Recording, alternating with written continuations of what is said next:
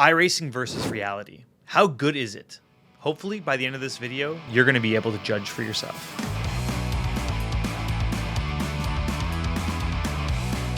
Welcome back to the channel. My name is Daniel Morad, Mercedes factory driver and avid sim racer. Love sim racing, do it all the time, live on Twitch as much as I can while I'm home. For my real racing, already done 15 races this year. We have another 6 races to go for 2024, so extremely busy this year. But in the off season, I spend my time on my sim that's located right behind me. I play iRacing predominantly as my main sim. I train a lot with the Mercedes-AMG GT4, and in this video, we have a comparison at Virginia International Raceway between the AMG GT4 and iRacing and the real life car. And the video should speak for itself. You'll be able to notice the slight differences, but also how similar they drive. So let's take a look at the video, and I want you guys to also judge for yourself down below in the comments. Let me know if you think it's real or if you think there's some slight differences. I would love for you to point them out to me. But let's watch the video first, and then we'll touch base on all the points where I think it's good and bad on the other side of it.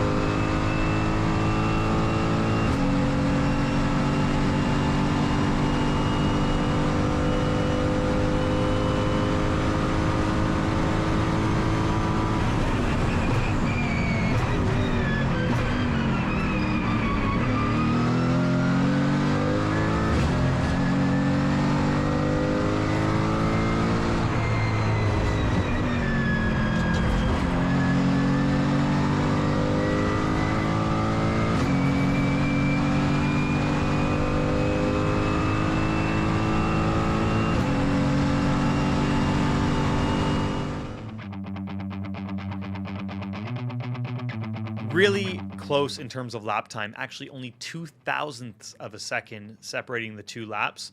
I simulated everything as much as possible, and this is the setup that we generally use that simulates the car's actual behavior, with some slight tweaks to the actual just the normal fixed setup that iRacing provides. Tried to match fuel level, tire life, did everything exactly the same. Also matched track temperature and weather. So we removed all the variables, and the result was actually pretty incredible. Now, first, we can talk about what is similar about the car, and then we'll pick apart the slight differences compared to the real life car. What's similar about the car is that the braking is 1-to-1. It feels exactly the same. The way you ramp the pedal up, the amount of pressure you have to give, the trail off in conjunction with the steering input, all of that is 1-to-1. So that's why it makes this AMG GT4 such a valuable training tool for myself and my teammate Bryce Ward when we're preparing for the real-life Michelin Pilot Challenge races. We actually use iRacing. We put in 10, 12 hours before the actual races that we participate in, and it does make a huge difference. For me, mostly with the wheel-to-wheel racing and also just the technique, it can help a lot and make me more familiar with what I'm about to encounter when I go to these different tracks. But also for Bryce, it's really helping him to learn how he can brake and just race wheel-to-wheel.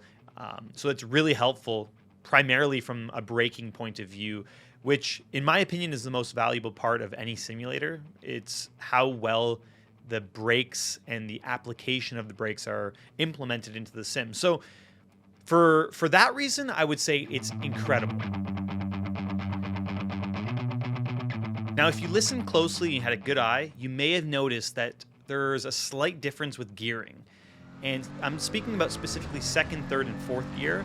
They're a little bit too short in terms of the ratios. So that's a slight difference in terms of how the car would drive and the gear selection you'd be making. Whereas in the real car, you have a little bit more of a longer ratio, so you can stretch out third gear or second gear in these tight, twisty corners. So that's a slight difference. And then the other thing is just the amount of hustle that you can have with the car. The real life car, you just tend to be working the wheel a little bit more and giving it a bit more of a shimmy. And the iRacing version just feels a little bit too numb through the center of the corner, so you may have noticed that the car had a bit too much understeer, and that's something that generally is just an inherent characteristic of the iRacing version of the car. No matter how much setup work you do, you always tend to have this very numb front end once you have the set on the outside edge of the tire. Until obviously you overpush and you go over the grip threshold, and that happens on both the real life car and iRacing. But you typically get this more like a numb sensation on iRacing through the center of the corner on the GT4, whereas the real life car, you're definitely working the wheel a little bit more before you lose actual grip. Overall, I find this to be one of the best cars in iRacing. I really enjoy the GT4 class, and it's actually great because it helps me train with my teammate Bryce Ward for all the Michelin Pilot Challenge races that we had this year. And it's been a huge tool for Bryce also to improve his skills. Over the past 2 seasons, he's gotten so much better as a gentleman driver. So it's a really helpful tool. And the Moradness M Squad drivers, part of my esports team, they had the opportunity in 2023 to drive our race car, our Mercedes GT4 car. And you can check out the video as well that's pinned down below in the description, and also it will be popping up on the screen. But these guys also had the same feedback. They said the car was so good. Like if I didn't have the sim racing experience, then I would try to jump in that car. It'd be, oh my God, no. It felt really close to how it felt in iRacing coming out of the turns where that like rear end just kind of wants to kick just a smidge, and I'm like, oh God. I want to know what you guys think. You guys saw it for yourself. What did you think of the video? Did you think that they look the same? What are the differences? Let me know down below. Looking forward to hearing from you. And if you like this video, make sure you give it a like. And if you want to see more of them in the future, you can let me know, because we have tons of footage from the season. I'd love to make a little bit of a comparison of all the different tracks and show you how the Mercedes-AMG GT4 drives in real life versus iRacing.